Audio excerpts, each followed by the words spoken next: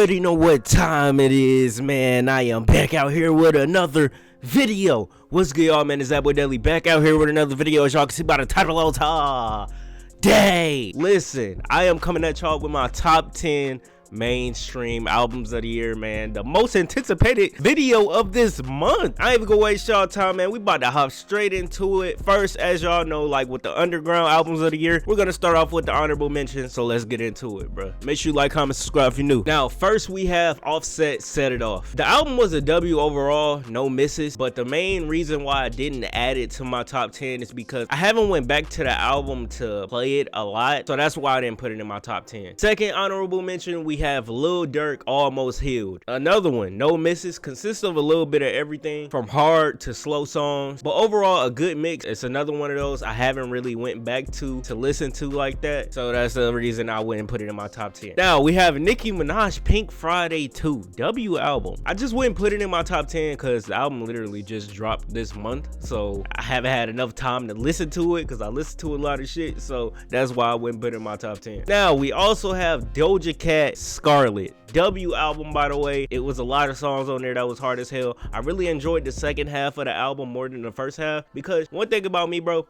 I love boom bap beats. There's not a lot of artists that pull boom bap beats out of the bag and start rapping on them hoes. That really showed me, I already knew from the jump that Doja Cat could rap, but that really showed me like, bro, she's one of the best rappers in the game for real. Like, she know how to rap for real, for real. Hey man, it is about that time. My top 10 favorite mainstream albums of the year, man. Let's get into number 10. All right, man. At number 10, we have Lil Yachty, Let's Start Here. That might be crazy for y'all to even hear this shit in here. Y'all probably forgot that it even dropped. But before we talk about the album, bro, after the release of this album, I know Poland dropped before this album dropped, but this man Yachty has, I don't know, he done took his music to a new level. This man really hasn't missed at all ever since after the release of this album. Now, as y'all can see from the cover art, when I first saw it, I was like, what the hell? It's trippy as fuck, for real. Same with the album, but I feel like the album is definitely something that you will listen to when you're high. But the album was one of those experimental albums. It was a few experimental albums that dropped this year. This was different from Lil Yachty. It makes you think about Lil Yachty music. People might just know this nigga as a rapper. After this release, people started looking at him different. Now at number 9, we have Trippie Redd, A Love Letter to You 5. A Love Letter to You 5 has multiple songs that you could put either on your chill or vibe playlist. During the time it was released, I was listening to it a lot, but as of recently, the only time I've been listening to the album is when I'm playing my playlist. Overall, W album. Now at number 8, we have Lucky, Sex, Money, Drugs. Now it may be a lot of people that's gonna watch this video and be like, who the fuck is Lucky? And I didn't know if I wanted to put him on my underground list or my mainstream list, for the simple fact I don't know if this man is mainstream or underground. Y'all let me know. For all my Lucky fans,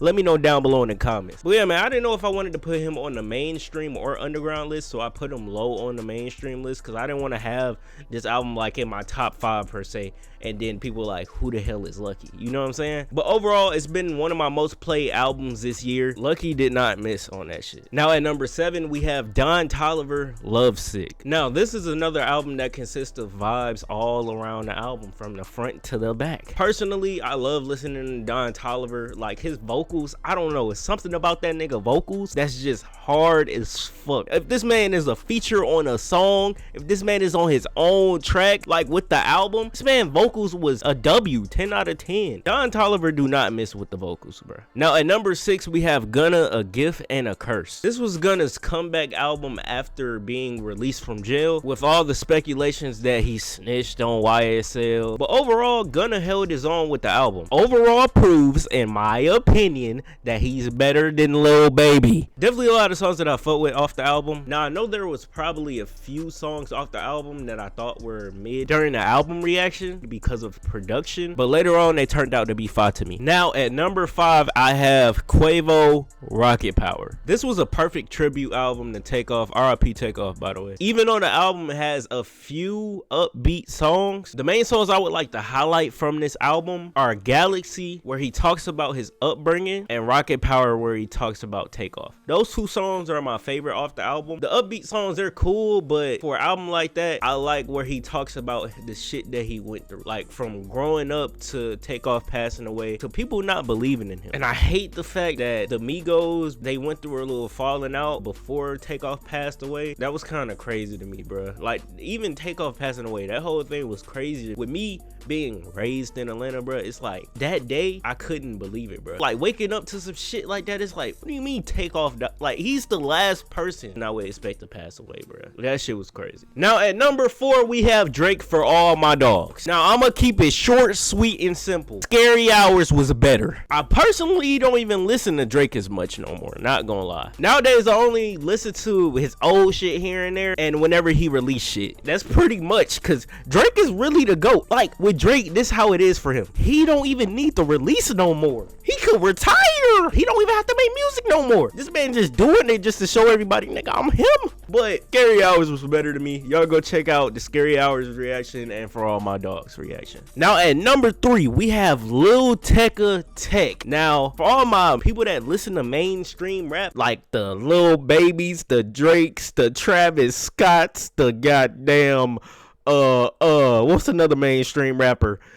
Kendrick Lamar, the J. Cole's. For all the people that listen to those 5, y'all probably gonna be like, who the hell is Lil Tecca? But listen, if you don't know who Lil Tecca is, let me put y'all on game real quick. Y'all need to go listen to the Tech album. This is one of the 2 albums that has done this thing called transitions. The only thing that breaks away this album from the other album that was in my underground albums of the year, I think, is the fact that he made the album sound like a whole song. Literally every song had a transition to it. Even the last song transitions to the first song of the album if you put this shit on repeat. You know how crazy that is? Like, if you were to put that album on repeat and just be doing some shit, you wouldn't even notice that you at the top of the album again. Ain't nobody did that this year. And like I said before, I'm happy a lot of mainstream people aren't doing transitions a lot, cause this is something that I don't want to get dried out. Like, you just can't dry this shit out. If everybody started doing transitions, just become some normal shit, and it wouldn't be a special thing for a beat switch within a song. It wouldn't be special. Now at number 2, this might be a surprise to a few of y'all if y'all check the reaction out. Travis Scott, Utopia. Now I can't put this shit at number 1. Like, I don't listen to Travis Scott a lot, so that's why I don't have it at number 1. The only songs I even have on my playlist that has Travis Scott in it, he's a feature. Listen, he makes W features. The nigga don't miss with features. But I'm not a Travis Scott fan. So for all the fans that came from me with the Utopia reaction, I'm not a Travis Scott fan. I expected Astro World, hip hop and shit, but he changed it up. Another one of those experimental albums that turned out to be fire. Now, I went back and listened to the album, bruh. The shit is a W. After listening to the album again, it's pretty solid. Coming into the album reaction, I didn't know what to expect, but I definitely felt with the orientation and vibe of the album. Definitely better than Drake's for sure. Now at number 1, we have Lil Uzi Vert, The Pink Tape. Now, this was a highly anticipated album from Uzi. Another experimental album that released this year that had a little bit of everything from rock to rap to pop, and a cover song called CS, which was originally made by System of a Down. Now, you could definitely tell that Uzi put a lot into the album on the production side of things because of how long it took this man to release it, with getting certain beats cleared. Like, it was so much shit on that album. If y'all check out the reaction, I was like, how did he even get this cleared? It was so many songs on there that we know he probably went through some crazy shit, or his label went through some crazy shit to get this shit cleared. That really showed me that he was putting in a lot of effort to release one of his best albums. Now, I ended up going to the Pink Tape tour. Y'all can go watch that vlog up on the channel on the vlogs playlist. But this man Uzi is a W performer, bro. Uzi is to that point where he didn't even know what song to play. The nigga got so many hits, he didn't even know what songs to play. He was taking recommendations from the crowd all tour. But listen, man, I don't really listen to mainstream artists like that, but these are the albums that I listen to and fucked with. But hey, man, at the end of the day, this is my opinion. If you mad about it, let me know y'all top 10 down below in the comments. But hey man, hopefully y'all enjoyed the video. If you did, make sure to give it a like, also comment and subscribe if you're new. You feel me? What are y'all favorite songs from this year? Let me know down below in the comments. Also y'all favorite albums, favorite artists as well. But hey man, it's being boy that boy Deli. I'm gone, man.